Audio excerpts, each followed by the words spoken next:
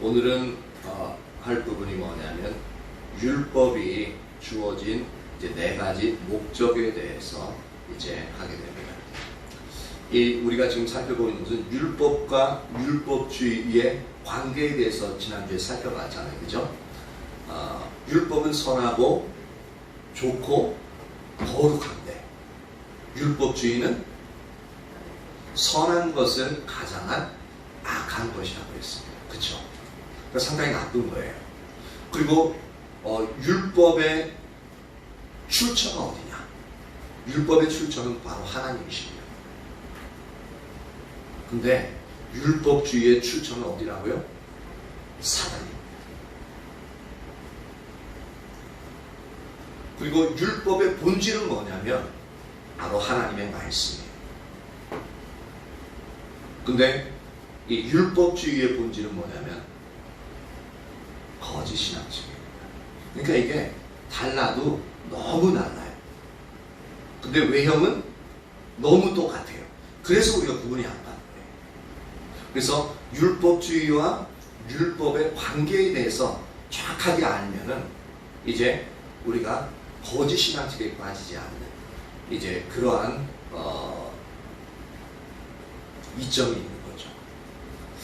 그래서 오늘은 살펴볼 것이 율법이 우리에게 왜 주어졌느냐, 이것을 먼저 아는 게 필요합니다. 그래야 율법주의로 빠지지 않게끔 되어져요. 율법을 행해도 율법주의로 흐르지 않게 되어집니다. 율법이 주어진 네 가지 목적. 첫 번째는 우리의 죄를 드러나게 하기 위해서 율법이 주어집니다. 그리고 두 번째는 우리의 죄를 심화시키기 위해서 율법이 주어져요. 그리고 세 번째의 목적은 뭐냐면 율법은 우리를 그리스도께로 인도하는 가정교사 역할을 합니다. 그리고 마지막 네 번째로 율법은 성도들의 삶의 규범을 제시하기 위한 것입니다. 이 하나하나를 우리가 좀 자세하게 살펴보는데요. 첫째, 율법은 우리의 죄를 드러나게 하기 위한 것이다. 즉, 내가 죄인임을 인식시키는 겁니다. 나는 선하고 거룩하다고 생각하는데, 알고 봤더니 죄를 짓는 존재라는 거예요. 로마서 7장 7절입니다. 로마서 7장 7절.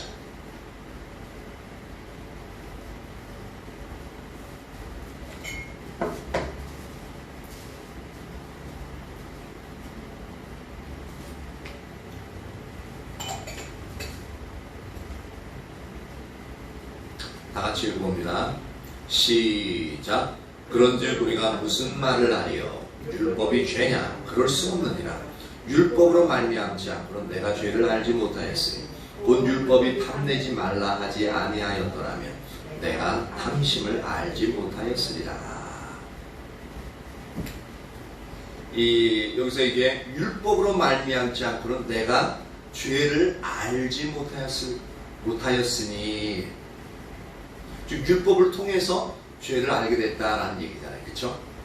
그러니까 율법이 아니고서는 죄가 죄인지를 모른다는 얘기죠. 그렇죠?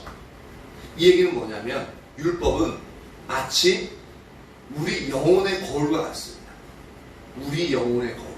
우리 영혼을 비추는 거울이에요. 실제적으로 이제 거울 같은 경우는 우리 얼굴에 이제 거울이 없으면 이제 우리 얼굴에 아무리 더러운 오물이 묻어 있어도 우리가 묻어있는지 모르니까 그냥 막 이렇게 자연스럽게 행동하다가 갑자기 너 얼굴 뭐 묻었어? 거울 봐봐. 그러니까 거울 딱 보니까 어떻게 됩니까? 얼굴에 수검댕이가 딱 묻어 있어요. 그러면 어떻습니까? 소스라치게 놀라고 더러운 거 묻어 있으니까 싹 닦아내죠. 그러니까 거울을 보기 전까지는 모르는 거예요. 우리 얼굴에 뭐가 묻어 있는지. 마찬가지로 율법은 우리 영혼의 거울과 같기 때문에 우리는 율법을 통해서 우리에게 있는 죄를 발견하는 거예요. 근데 율법의 기능이 우리에게 얼마나 선한 기능을 하는지 몰라요. 근데 우리 스스로에게는 없는 죄가, 내가 죄라고 생각하지 않았던 영역들이 죄로서 불쑥 올라와서 이것이 죄라 그러니까 율법을 보면 숨이 막히는 이유도 있어요. 근데 그 율법을 우리가 죄인 줄 모르고 계속적으로 죄를 짓게끔 되어지면 우리는 구원의 영향이 없습니다. 구원을 바라볼 소망조차도 없어요. 우리가 숨이 턱턱 막히는 한이 있어도 율법을 통해서 우리의 죄를 지속적으로 발견하는 자리에 나가야 됩니다. 그래야 우리가 회개하잖아요. 그래야 정결케 되어지잖아요. 그렇죠? 그래서 예를 들자면 율법을 통해서 우상 숭배가 무엇인지 알게 되어지고요. 그리고 그것이 우상 숭배가 얼마나 하나님 앞에 큰 죄인가를 또 알게 되어집니다. 그럼 이로 인해서 우리는 우상 숭배인 탐심, 탐심은 곧 우상 숭배라고 이제 나중에 얘기하고 있는데, 이 탐심이 얼마나 우리에게 무서운 죄인지를 또한 분명히 알게 되어집니다. 우상 그러면 우리는 이제 형상만 이렇게 섬기는 그걸로 알고 있는데, 성경에 보니까 탐심 그 자체가 우상 숭배다. 그러니까 너무너무 이 율법이 없었더라면 우리가 탐심을 가지고 있으면서도 이것이 죄인지를 모르고 살아가는 거죠. 그래서 전도를 하다 보면 이런 사람들을 자주자주 이제 예수를 믿지 않는 사람들, 이런 항변이라고 할까요? 따지는 말들을 많이 들어봅니다. 어떤 거냐면, 우리는 모두 죄인입니다. 그러면 아니 이 사람 무슨 소리 하는 거야? 기분 되게 나빠요. 죄인이라 그러니까. 그러면서 나는 살인도 도적질도 간음도 한 번도 한 적이 없는, 나는 겁 없이도 살 수 있는 사람이야. 이 사람 왜 이래? 막 따져요. 그런데 그들이 하나님의 율법 앞에 자기 자신을 비춰본다면, 그것이 선명히 보인다면 하나님 앞에서 우리들이 얼마나 큰 죄인이요, 삶의 모든 부분이 얼마나 죄로 가득 차 있는 것을 발견하게끔 되어집니다. 왜냐하면 예수님을 안 믿는 사람들은, 그리고 예수님 믿어도 이렇게 생각할 경우가 많아요. 하나님의 법을 행위의 법으로만 생각할 때가 많습니다. 근데 실제로는 행위의 법이자 동시에 뭐냐면 양심의 법. 즉 성경을 자세히 보면 행위 중심의 법이 아니라, 행위가 들어있긴 하지만 행위 중심의 법이 아니라 양심 중심의 법입니다. 그러니까 탐심이 우상숭배를 하는 이유도 거기 있는 겁니다. 이건 양심이 있는 거죠. 탐심은 양심이 있잖아요. 행위가 아니잖아요. 근데 양심 중심의 법이에요. 그렇기 때문에 이 죄가 엄청나게 확대되는 겁니다. 그래서 이게 마치 뭐와 같냐면은, 우리가 여름날 이제 우리가 방 청소를 하고 방수차에서 이불 딱 개고 이제 그러고 나서 이제 공기 환기시킨다고 쫙 창문을 열어요. 그럼 따사로운 게 아니라 좀 따가운 햇살이 여름이라고 그랬으니까, 봄날이면 따사한 일인데 여름이니까 아주 좀 따가운 햇살이 쫙 방 안에 비쳐요. 그러면은 갑자기, 그때까지는 몰랐는데 다 정리해 그러니까 어디 상쾌한 기분을 위해서 열었는데, 우와, 햇살이 쫙 비쳐드니까 여태까지 막 치우다 보니까 이 먼지가 셀 수도 없이 쫙 방 안에 가득 찬 게 눈에 그때서야 보이는 거예요. 그러면 어떻습니까? 우리 심리적으로, 내가 이걸 지금 너무나도 자연스럽게 숨 쉬고 있었다는 것이 선명하게 보여지니까 갑자기 숨이 콱 막혀오는, 이 많은 먼지를 지금 내가 마시고 있는 거예요. 그래서 확 막혀오는 그런 느낌을 받을 때가 있잖아요. 그렇죠? 이와 마찬가지로 하나님의 말씀의 빛이 사람들 속에 쫙 비치다 보면은 이 행위 중심의 법이 아니라 양심 중심의 법으로서 하나님의 말씀이 내 삶에 있어서 무엇이 죄인지 쫙 비치게 되어집니다.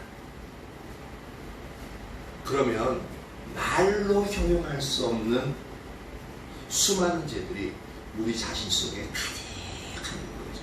비록 행위로는 하지 않았지만 성경에 보면 미워하면 살인이라고 했죠. 근데 그 살인도 한 번만 아니니까 지긋지긋하게 하루에도 몇 번씩 막 하잖아요. 그쵸? 미움, 상대방은 서운함, 그게 가득 있어요. 그것만이 아니라 또 보니까 여자를 보고 음욕을 품으면 이미 간음했다. 또 생각만 해도 간음이라 그러니까 특히 남성들 같은 경우는 그 간음죄가 얼마나 많은지 몰라요. 그래서 여성들은 없냐. 근데 남성들보다는 작지만 그런 영역들이 존재하거든요. 탐심은 우상 숭배라고 그러는데 와, 우리가 탐내는 거 얼마나 많습니까? 내가 가지지 못한 다른 사람이 가지고 있고 부러운 영역도 되게 많잖아요. 그래서 그 다른 사람, 내가 가지지 못한 다른 사람이 가지고 있는 거 되게 탐내고 막 저 가졌으면 좋겠다는 그 욕망이 우리 속에 올라올 때 되게 많잖아요.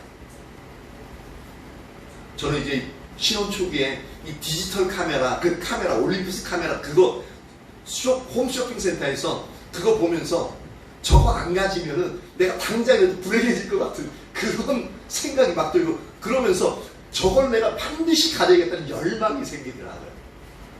그 열망, 그 욕심, 그게 탐심이거든요.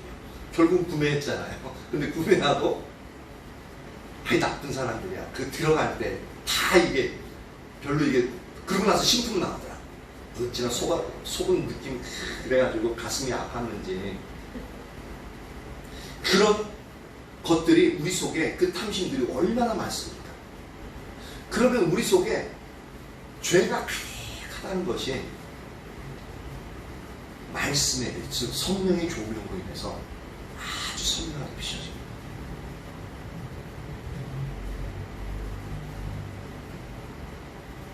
그러면 헉하게 되어지죠. 그러니까 나는 죄인일 수밖에 없구나. 그래서 율법은 죄를 드러내는 역할을 한다는 겁니다. 이 죄를 드러내는 역할만 해도 우리가 엄청 숨막혀요. 근데 한 단계 더 나갑니다. 율법의 둘째 기능이 뭐냐면, 율법은 우리의 죄를 심화시키기 위한 거다. 심화시킨다는 것은 뭐냐면 강화시키는 겁니다. 즉 다른 말로 표현한다면 내가 죄를 지을 수밖에 없는 존재임을 인식하게끔 하는 역할을 하는 게 바로 율법이라는 겁니다. 그 밑에 로마서 7장 8절을 한번 봅니다. 로마서 7장 8절 시작. 그러나 죄가 기회를 타서 계명으로 말미암아 내 속에서 온갖 탐심을 이루었나니 이는 율법이 없으면 죄가 죽은 것입니다. 위에서 7절에서 뭐라 그러면 율법이 탐내지 말라고 했다면 내가 탐심을 알지 못해. 요 탐심이 죄거든요. 양심 중심의 죄인데, 그러나 죄가 여기서 이제 탐심을 말합니다. 다른 모든 영역이 있지만 이 구절에서는 지금 여기서 말하는 죄는 탐심이에요. 탐심이 죄가 기회를 타서 계명으로 말미암아, 이 계명이 뭐였습니까? 탐내지 말라였죠. 이 계명으로 말미암아 내 속에서 온갖 탐심들을 이룬대요. 지금 뭐냐면 탐내지 말라니까 내 속에 어떤 마음이 들어요? 더 갖고 싶은 거예요. 그래서 이게 재밌는 현상이 뭐냐면, 우리 인간에게는 무엇을 하지 말라라고 하면 그것을 진짜 하고 싶은 욕구가, 욕망이 그전에는 없었어요. 몰랐어요. 근데 이건 하면 안 돼. 너 이거 진짜 요것만큼만 다른 건 다 해도 되는데 요거는 절대 하면 안 돼. 그러면은 맨 처음 들을 때 알았어. 이게 얼마나 중요한 거야. 근데 가만히 보니까 괜히 하고 싶어져요. 괜히 하고 싶다가 반드시 하지 말, 절대로 해서는 안 되니까 막 갑자기 내 마음속에서 하고 싶은 욕구가 막 솟아나와요. 그 예를 들면 어떤 겁니다. 멀쩡한 유리예요. 유리에다 근데 깨뜨리지 마시오라면 딱 종이를 붙여놔요. 그러면은 한 번쯤 안 붙였을 때는 모르는데 딱 붙여놓으면, 저도 그런 생각 해본 적이 있거든요. 좀 깨뜨리면 어떻게 되지?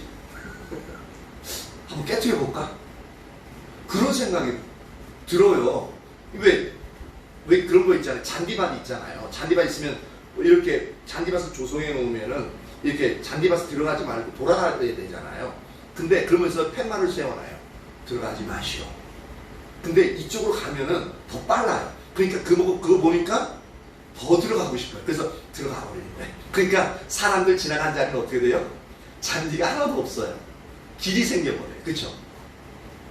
이게 인간의 욕망이에요. 그래서 첫 번째 율법의 기능이 우리의 죄를 드러나기 위해서 내가 죄인임을 인식하니까 어떻게 합니까? 죄를 안 지으려고 이제 회개도 하면서 이게 너무나도 큰 죄악이구나. 죄 안 지으려고 노력을 합니다. 절대 죄를 지어서는 안 돼. 그런데 우리 속에 있는 죄가, 즉 죄를 향한 욕구가, 아까 깨지 말라고 했을 때 깨지 말라는, 탐내지 말라는 그 율법을 통해서 우리 속에 깨고 싶은, 더욱더 가지고 싶은 그 욕망을 부채질합니다. 진짜 죄를 짓고 싶지 않은데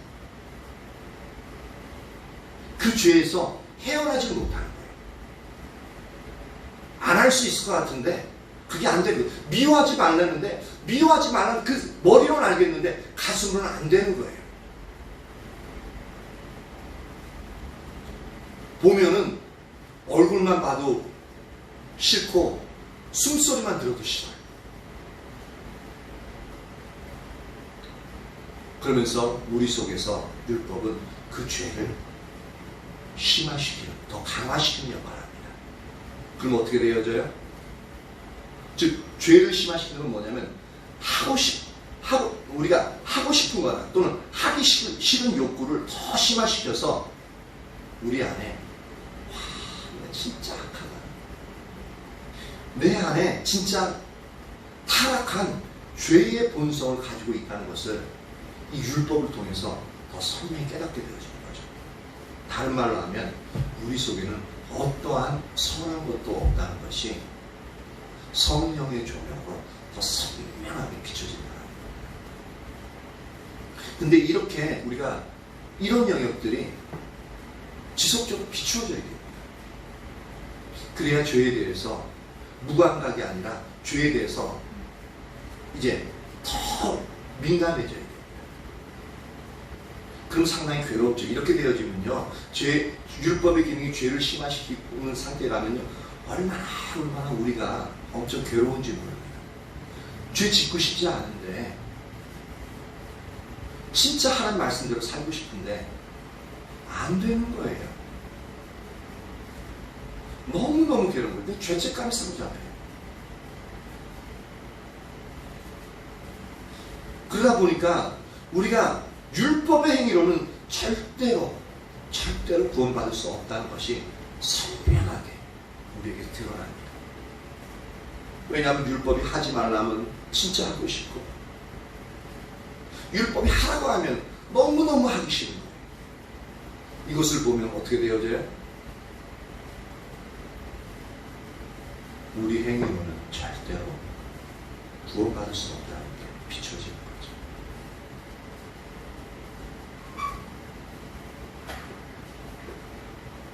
그래서 사도 바울은 로마서 7장 15절 18절에서 이렇게 고백합니다. 15절과 18절하고 내가 행한 것을 내가 알지 못하노니 곧 내가 원하는 것은 행하지 아니하고 도리어 미워하는 것은 아니라. 내가 원하는 게 뭡니까? 율법을 지키려고 하는 거예요. 근데 오히려 내가 미워하는 것은 안 돼요. 그게 뭐예요? 실제로는 율법을 어긴다는 거죠. 18절 내 속 곧 내 육신에 선한 것이 거하지 아니한 줄 아노니. 진짜 하고 싶은데 안 되니까, 선한 것이 있다면은 선한 게 나타나잖아요. 근데 선한 게 안 나타나는 거 보니까 내 속에는 선한 것이 거하지 않는다는 것을 그렇게 고백하는 겁니다. 원하는 내게 있어 선을 행하는 것은 없노라. 이게요 사도 바울의 고백인데, 사도 바울은 빌립보서 3장 6절에서 뭐라고 고백합니까? 내가 율법의 의로는 흠이 없는 자라고 그렇게 고백하고 있습니다. 바리새인이었기 때문에 그 중에서도 아주 가말리엘 문화생으로서 아주 특출난 율법을 행하는 사람들이었습니다. 근데 이 바리새인들이 율법의 의로는 흠이 없다고 했을 때 이들은 어떤 것을 염두에 둔 거냐면 양심의 법이 아니라 행위의 법 위주로 행했기 때문에 그렇습니다. 근데 예수님을 믿고 나니까 어떻게 되어져요? 그 율법이 양심의 법 중심이 아니라 행위의 법 중심이 아니라 양심의 법 중심으로 확대가 되니까, 확대가 돼서 그것이 인식되어지니까 그대로 지키려니까 더 안 되는 거예요. 진짜 전에는 잘 지켰는데 오히려 예수님 믿고 나서 율법을 더 못 지키는 자신의 모습 보고 엄청나게 괴로워하는 거예요. 이처럼 율법은 죄를 심화시키는 역할을 하는, 즉 우리가 죄를 지을 수밖에 없는 존재임을 우리가 하여금 알게 한다는 겁니다. 그러면요, 우리는 너무너무 괴롭습니다. 하나님의 말씀을 알면 알수록, 그것도 지키려고 하는 사람일수록, 진짜 말씀대로 살려고 하는 사람일수록 율법으로 인해서 너무너무 괴롭습니다. 내 속에 선한 것이 없다는 것이 철저하게 느껴집니다. 우리가 말씀대로 안 살아서 그것을 모르는 거지, 말씀대로 살려고 하면 할수록 진짜 할 수 없다는 것이 선명하게 비춰집니다.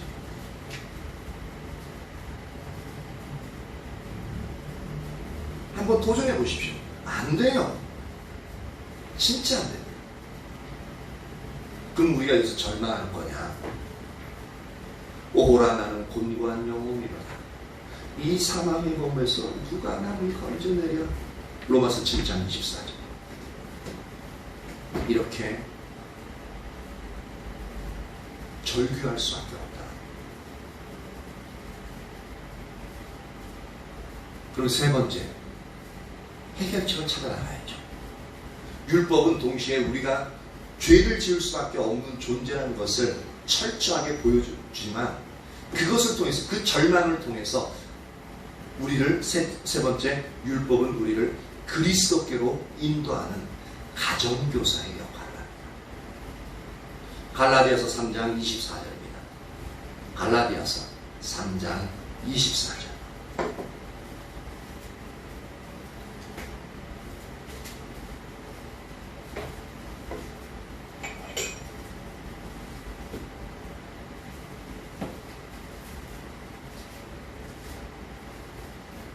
갈라디아서 3장 24절 같이 읽어봅니다. 시작. 이같이 율법이 우리를 그리스도께로 인도하는 초등교사가 되어 우리로 하여금 믿음으로 말미암아 의롭다 함을 얻게 하려 함이라. 여기서 보면 초등교사라는 단어가 나오는데, 이전에 이제 개정판에서 몽학선생이라는 표현을 썼죠.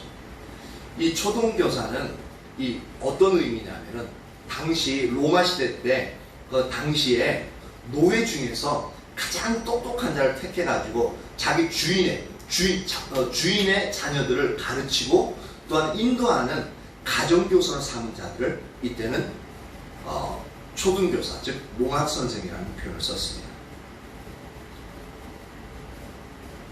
근데 율법이 이 초등교사의 역할을 한대요. 이 말은 뭐냐면, 율법은 우리의 죄를 드러내서 우리에게 인간의 철저한 타락을 보여주는 거예요. 나는 죄 한 번도 짓지 않았어. 법 없이도 살 수 있는 사람이야. 근데 하나님의 법을 딱 갖다 대니까, 오, 내가 철저한 죄인이라는 것이 선명하게 인식되는 거죠.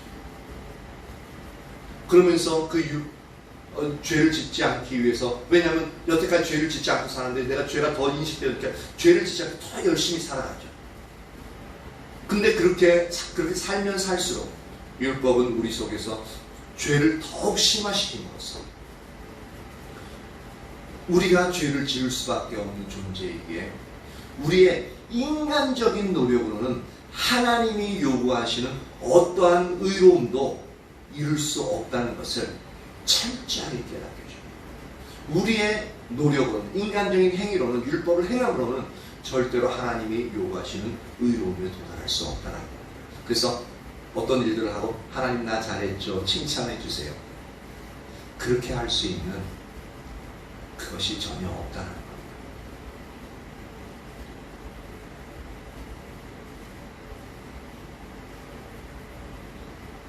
그리고 나서 절망하고 있는 우리를 율법은 다시 이제 우리의 손을 붙잡습니다. 붙잡고 이제는 네 노력으로 안 되니까 우리의 죄를 해결할 수 있는, 오직 믿음으로만 의롭게 되도록 하시는 그리스도께로 우리 손을 끌고 인도해 갑니다. 그렇게 함으로써 율법은 하나님이 요구하시는 바로 그 의로움에 우리를 이르게끔 하는 역할을 합니다. 이게 바로 율법이 주어진 세 번째 목적입니다.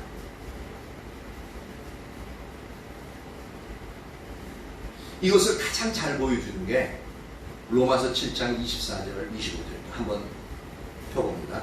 로마서 7장 24절 25절.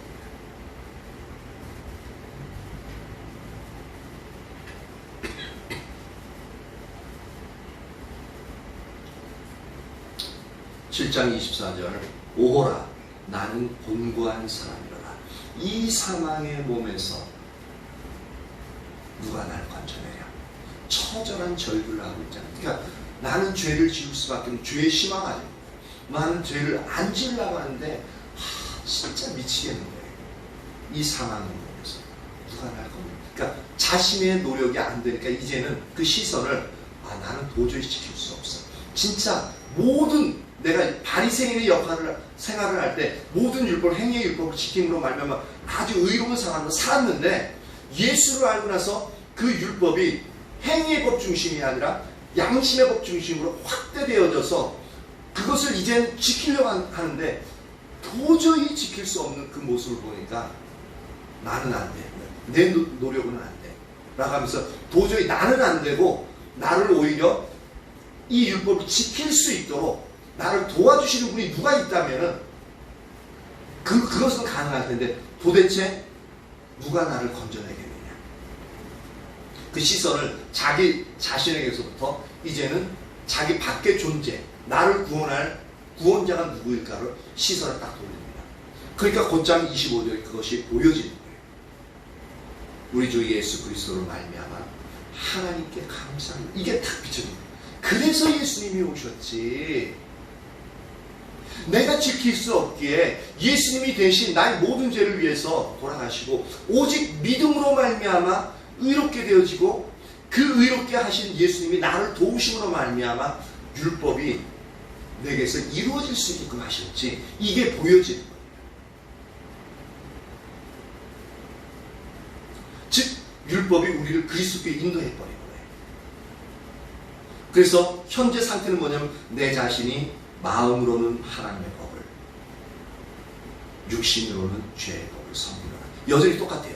마음으로 진짜 하나님의 법을 따르고 싶은데 육신은 여전히 죄의 법을 섬기는 그 자리에 남아있어요. 하지만 이제는 예수 그리스도를 말미암아 절망하지 않는 겁니다. 그래서 로마서 8장 1절 넘어가면 어떻습니까? 그러므로 누구든지 그리스도 예수 안에 있는 자에게 결코 정죄함이 없다. 여태까지는 그 율법을 지키지 못함으로 인한 얼마나 큰 죄책감과 사단이 준 그 정죄의식으로 인해서 얼마나 괴로웠습니까? 그 공고한 영으로 이 사망의 것을 누가 나를 건져내려 했는데, 근데 예수 그리스도는 결코 정죄함이 없어요. 이는 이제는 더 이상 죄와 사망의 법에서 우리가 있는 것이 아니라 생명의 성령의 법이 우리를 다스리고 있기 때문에 이제는 그 죄책감, 그 정죄의식에서 절대로 완전히 자유케 되어지는. 비록 내가 현재 삶에서는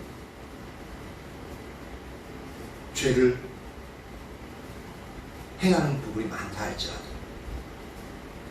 그래서 로마서 8장 4절에 가면 그래서 이제는 주님의 은혜로 말미암아, 즉 성령의 인도를 따른, 영을 따른 자에게는 율법의 요구가 이루어지더라라는 겁니다. 내 능력이 아니라 하나님이 이끄신 것을 따라갔더니 전에는 그렇게 해도 안 됐던 것이 이제는 되어지는 거예요. 내가 하는 게 아니라 되어지는 거예요. 너무 감사한 거죠. 우리도 주님의 은혜를 따라 성령의 인도하심을 따라하니까 저는 절대 안 됐던 것, 절대로 용서할 수 없고 절대로 용납하지 못하고 절대로 내 가치 기준에 절대로 그것이 되어서는 안 된다라고 여기던 것들이 이제는 용납도 차츰차츰 되어지고, 그쵸? 되어지는 게 더 많아지잖아요. 그리고 사람을 용서할 수도 있고 포용할 수도 있고 원수같이 여기던 사람들도 어느 정도 이제는 사랑할 수 있는 자리까지 가게끔 되어지잖아요. 어떨 때? 성령을 쫓아 행하니까 율법의 요구가 이루어진 것을 우리가 경험하게끔 되어지는 겁니다. 이렇게 우리를 율법은 그리스도께로 인도하는 가정교사가 되어지는 겁니다. 놀라운 거죠. 그리고 율법의 네 번째 목적. 율법은 성도들의 삶의 규범을 제시하기 위한 것이다. 이스라엘 백성들을 살펴보면 이렇습니다. 하나님은 하나님의 전적인 은혜로 말미암아 이스라엘 백성들을 구원하셨죠. 그걸 우리에게 적용시켜도 하나님은 전적인 은혜로 우리를 예수님을 믿게 하신 말미암아 우리를 구원하셨죠. 그리고 하나님은 이스라엘을 자기 백성으로 삼으셨어요. 우리도 우리 이방인을 하나님은 하나님의 자녀로 삼으셨습니다. 그러고 나서 이스라엘 백성들에게 뭘 주셨냐면 시내산에서 율법을 주십니다. 그리고 이제 우리가 예수님을 믿고 하나님의 자녀가 된 다음에 이제 우리에게 주어진 율법이 뭐예요? 바로 성경책이죠. 그 하나님 말씀이 주어지죠. 왜 그럼 이 율법이 이스라엘 백성들이 주어졌으면 왜 성경책이 우리에게 주어졌냐라는 거죠. 이것은 이스라엘이 하나님의 백성으로서 살아갈 수 있도록, 즉 우리가 하나님의 자녀로서 살아갈 수 있도록 이스라엘 백성들에게 삶의 규범을 제시하기 위한 것, 우리들에게 하나님의 자녀로서의 삶의 규범을 제시하는 겁니다. 왕이면 왕의 자녀들로서 자녀들이 살아가야 될 삶의 규범들이 있잖아요. 그렇죠? 우리도 만왕의 왕 되신 하나님을 아버지로 이제는 섬기고 하나님이 우리의 아버지이기 때문에 우리는 하나님 왕의 자녀들로서 살아가야 될 삶의 규범을 성경을 통해서 우리는 얻게끔 되어지는 겁니다. 그렇기 때문에 하나님의 백성들이 하나님의 말씀을 따라 살아가는 것은 매우 중요하며 당연한 거예요. 하나님의 자녀들이 성경인 하나님의 말씀을 따라 살아가는 것이 매우 중요할 뿐만 아니라 당연하다는 거죠. 근데 어떤 사람들은 율법 자체를 소홀히 하는 사람들이 있습니다. 왜냐하면 예수님이 율법을 성경을 폐하였다라는 그런 영향들을 보거든요.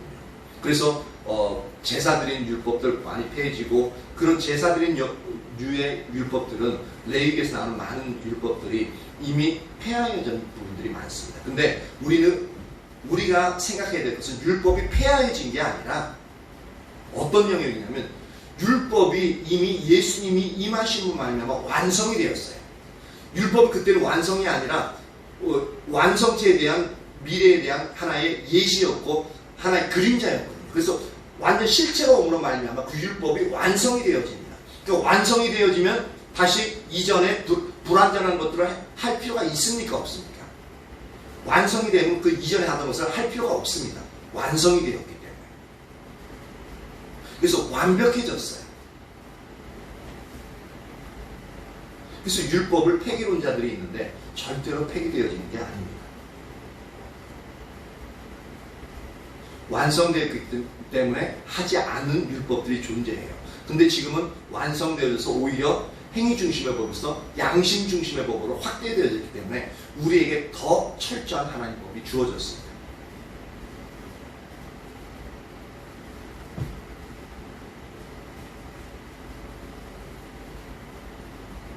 그런 사람들은 마치 율법에 얽매이지 않는 것이 진정한 자유인 것처럼 행동하는 사람들이 많이 있습니다. 자유를 위해서 모든 법들을 지키지 않는다는 거죠. 근데 그건 자유가 아니라요, 방종입니다. 방종입니다. 나의 자유가 다른 사람의 자유를 침해하는 방종입니다. 분명히 생각해 주십시오. 나의 자유가 다른 사람의 자유를 침해하면 그것은 나쁜 겁니다. 그것은 또 다른 극단이요, 잘못된 거죠. 하나님의 율법은 하나님의 백성들이 우리에게 유익을 주기 위해서 주어졌습니다. 여기서 두 가지의 유익 정도를 살펴볼 수 있는데, 우리는 하나님의 법도를 따라 살아갈 때 가장 안전하다는 겁니다. 하나님의 법도를 따라 살아갈 때 가장 안전합니다. 이건 어떻게 비유를 들 수 있냐면은, 우리가 살아가는 세상은 온갖 지뢰로 가득한 지뢰바가도 같아요. 그래서 하나님의 법도를 따라 살아가는 것은 뭐냐면, 모든 지뢰가 묻혀 있는 장소를 표시해 놓은 지도를 보고 그 지뢰를 피해서 걷는 것처럼 안전한 게 뭐냐면 성경 말씀입니다.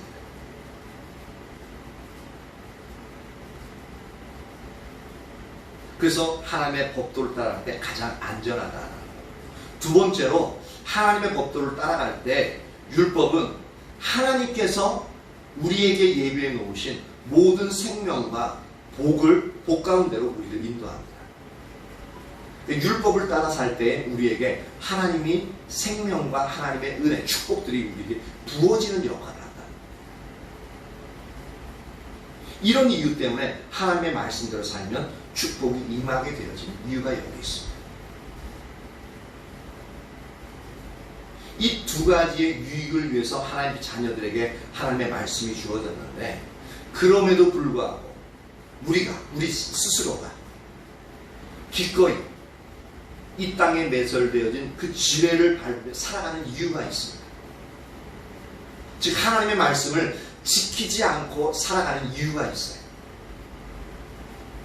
왜냐하면 그 지뢰가 터질 때, 즉 하나님의 말씀을 지키지 않고 우리 뜻대로 하며 살아갈 때, 그래서 우리가 원하는 것을 성취할 때, 그때 우리 육체는 어떠한 현상이 나타나냐면 세상적인 만족이 따라옵니다. 세상적인 만족이 따라와요. 또 하나는 뭐냐면 세상적인 쾌락, 짜릿한 그 쾌락이 우리에게 강렬하게 전달되어집니다. 또한 우리에게 세상적인 즐거움이 부어지게 되어져 있습니다. 그게 우리 육체에 부어져요. 하나님의 말씀을 따라 살지 않을 때. 그리고 동시에 우리 영혼은 병들어 죽게 되어집니다. 근데 사람들은 그것을 알지 못해요. 이것 때문에 예수 안 믿는 사람은 뭐 상관이 없고, 그 사람들은 세상의 법대로 하는 거고, 예수 믿는 사람들조차도 하나님의 말씀에 순종하지 않는 이유가 바로 이 이유 때문인 것입니다. 그래서 지독히도 하나님 말씀은 이러니까 하나님 말씀대로 우리가 살아야 되는데, 왜 나한테 그러는데, 우리 자녀들이 그러죠. 왜 내가 그렇게 살아야 되는데. 근데 하나님 말씀대로 안 살고 자기 뜻대로 살면 어떻습니까? 세상적인 만족, 자기가 원하는 걸 얻을 수 있고, 쾌락을 느낄 수 있고, 내가 원하는 즐거움도 얼마든지 누릴 수 있어요. 그러니까 그걸 선택하는 겁니다. 거부하는 거예요. 근데 동시에 우리의 영혼이 죽어간다는 것을 모르게 파리하게 막 이제 병 들어가고 죽어간, 숨을 헐떡헐떡 거리면서 죽어간 그것을 모르니까 우리는 기꺼이 그걸 선택합니다. 우리도 그럴 때가 너무 많아요. 그러니까 우리가 주님과 친밀한 교제가 안 되는 이유가 거기 있습니다. 은혜를 받았다가도 금방 은혜가 소멸되어지고 쏟아버린 이유가 바로 거기 있는 거죠. 순간적으로 우리 감정들 폭발해서 그냥 저질러버리면은 순간적인 내 감정은 시원할 수 있어요. 근데 결국 내 영혼은 망하게 되는 그런 잠이 이렇게 되어집니다. 억압에 치라이게끔 되어져요. 그것을 사람들에게 부는 게 아니라 하나님 앞에 불고 하나님 앞에 호소하게 되는데 그게 잘 안 되잖아요. 근데 우리가 그 자리로 나가야 됩니다. 근데 그것을 평상시에 하나님 말씀이 이러니까 살아야지 머리로 인식되었는데 실제 당하면 그건 절대 안 됩니다. 그럼 우리가 어떻게 할 거냐? 그래서 우리가 매일매일 하나님 찾아나가는 그 영역의 시간이 절대적으로 필요한 이유가 거기 있습니다. 그래야만 평상시 하나님의 임재 가운데서 하나님의 뜻을 쫓아서 나가면서 어떻게 하든지 내가 하나님 뜻대로 살겠습니다라고 그렇게 우리 심령 속에 진심으로 하나님께 고백하며 주님의 뜻대로 살아가기 원하는 그 열망이 우리 하나님을 찾으면서 우리 속에 우리의 마음속에 그 열망이 자라나게끔 되어지면 그런 상황을 당했을 때 100% 육신적인 세상을 따르지 않고 그래도 하나님의 뜻대로 반응하는 횟수들이 늘어나게도 되어집니다.